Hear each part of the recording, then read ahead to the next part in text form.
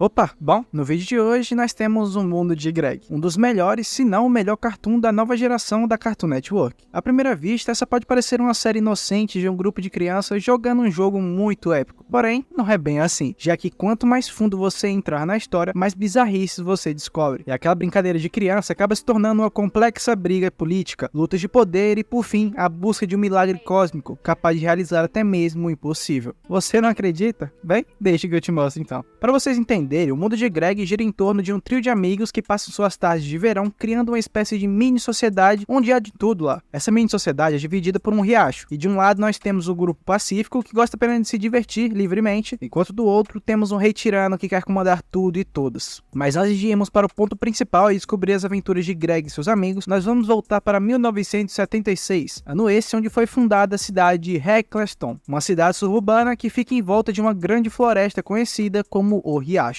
Com o passar dos capítulos e com a construção do seu mapa, nós podemos descobrir que essa cidade possuía várias infraestruturas típicas de zonas industriais, mas por algum motivo elas foram abandonadas há um bom tempo. Como o fundo de todas as casas da cidade davam para o riacho, as crianças começaram a se juntar e explorar esse novo lugar, passando o tempo se divertindo e jogando diversos jogos interessantes. Indo agora para 1980, em 4 anos as crianças foram capazes de criar toda uma hierarquia, composta por 2 grandes grupos, que possuíam gostos e ideais diferentes. Nós não temos muitas informações dessa época. As únicas pessoas conhecidas são os fundadores e o mestre dos jogos, que é como um tipo de chefe do jogo que guardava os resultados de todos os jogos que eram realizados. Infelizmente, com o passar do tempo, o livro mais importante do mestre foi perdido, e nós não podemos descobrir qual foi a causa do conflito entre os 2 grupos. Acredita-se que esses 2 grupos foram formados por pessoas que tinham interesse em dominar por completo toda a área do riacho, e a forma de decidir quem seria o rei, para assim acabar com a grande guerra, foi por meio de um pega-bandeira. Esse conflito durou tanto tempo que os grupos e tribos foram se extinguindo, até o ponto de não sobrar mais ninguém. Um dos motivos é óbvio, né? As crianças foram crescendo e se tornaram adolescentes, então já não podiam mais brincar dessa forma. Isso abriu portas para a nova geração, feita principalmente pelos irmãos e irmãs dos antigos membros. Com as coisas de volta à normalidade, as crianças começaram a se divertir, utilizando um pouco de conhecimento deixado para trás pelos anciões. Além disso, como uma forma de lembrar a antiga e horrível guerra, o mestre dos jogos deixou uma série de pistas que levavam até o local onde estavam escondidas as temidas bandeiras, que quase levaram a civilização à beira do colapso. Chegando nos anos 2000, temos a primeira aparição de Kenneth, que acabou se tornando amigo de um grupo de crianças, que no futuro se tornariam os anciões. Julgando pela aparência de Kenneth, com o passar dos episódios, ele aparentemente está começando sua vida universitária, dando a entender que ele é um pouco mais velho que os anciões, que ainda são adolescentes. Durante sua infância, Kenneth era um garoto otaku viciado em um anime conhecido como Haru, o Rei da Floresta. Ele era tão viciado nessa série que começou a se fantasiar igual o personagem principal, e criou assim suas próprias aventuras dentro do riacho, junto dos anciões. Tudo ia muito bem, até que um certo dia começou a construção de uma ponte que dividiu o riacho em 2 partes. O que bem, acabou separando Kenneth de seus amigos por um longo período de tempo. Obviamente, o pobre garoto ficou triste por se separar de seus amigos, mas com o passar do tempo, as crianças do seu lado do riacho começaram a se juntar à sua volta e brincar com ele. Isso tudo porque sua roupa era muito incrível. Isso levou algumas crianças a também se vestirem como os personagens do anime e tratarem Kenneth como um rei, já que ele era o personagem principal. A empolgação foi tanta que as crianças que se vestiam como os personagens de Haru se tornaram a guarda e a corte real que escoltavam o rei.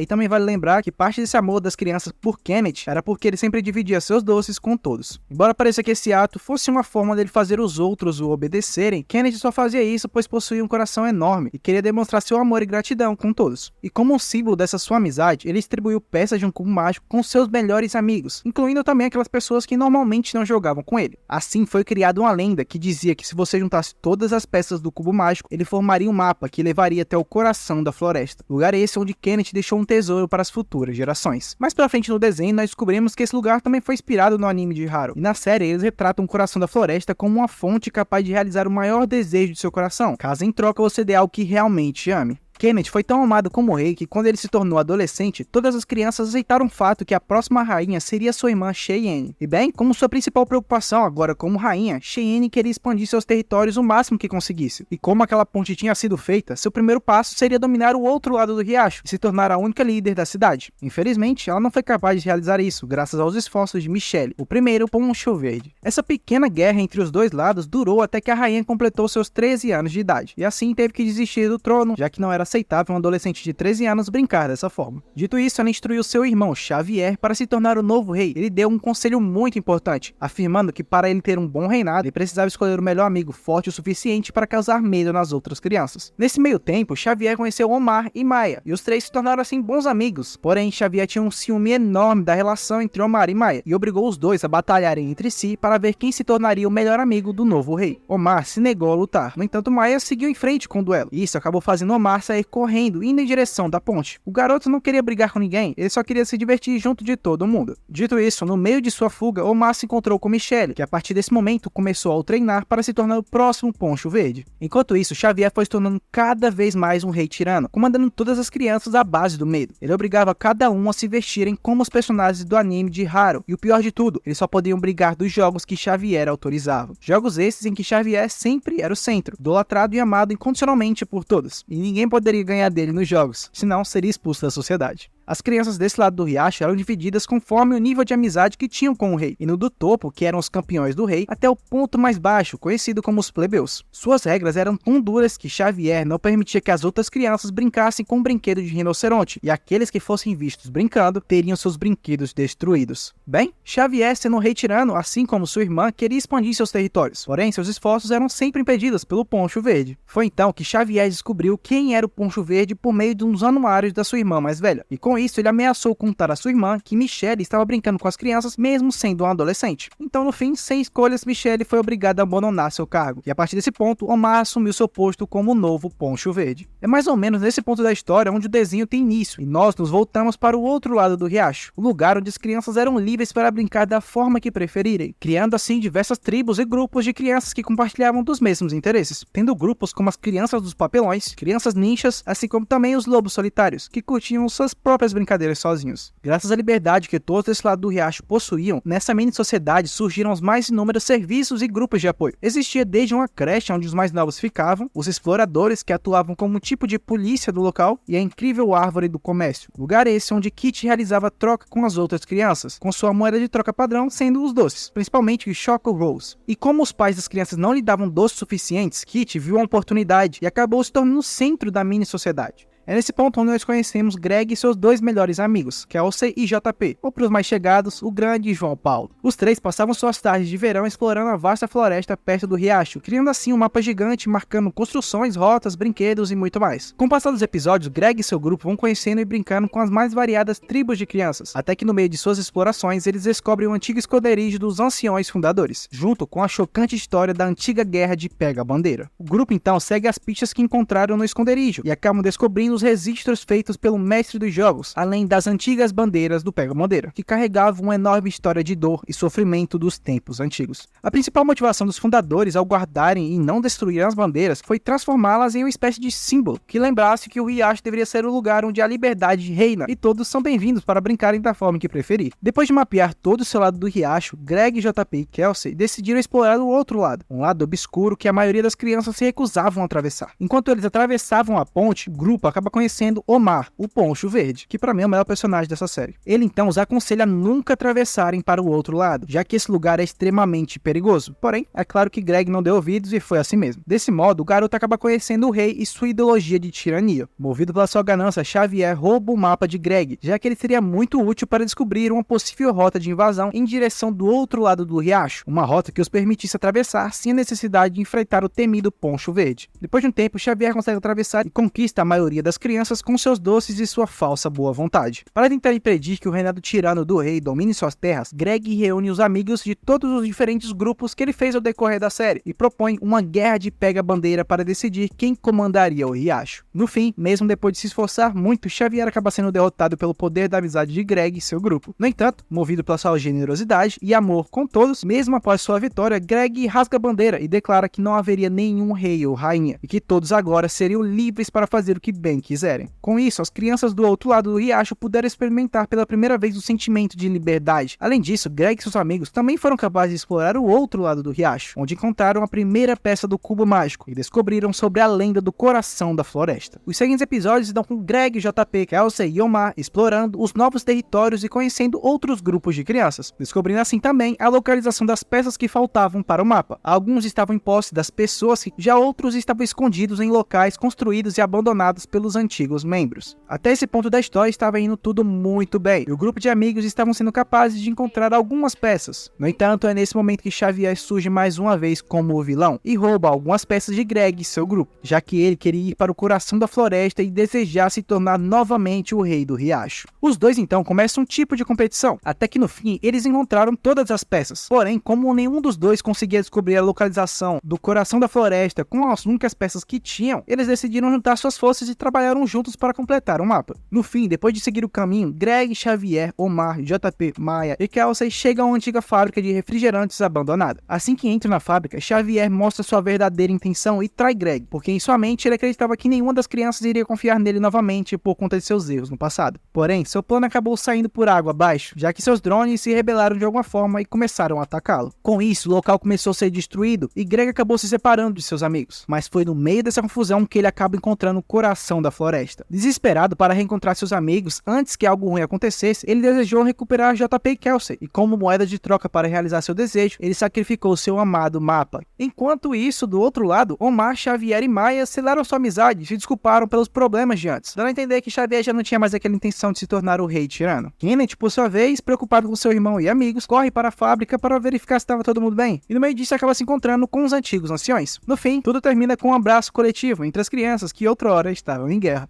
Bem, por hoje é isso. Se você gostou, deixa um like e comenta se você concorda que o mundo de Greg é um dos melhores desenhos dessa nova geração. Vejo vocês no próximo vídeo e valeu!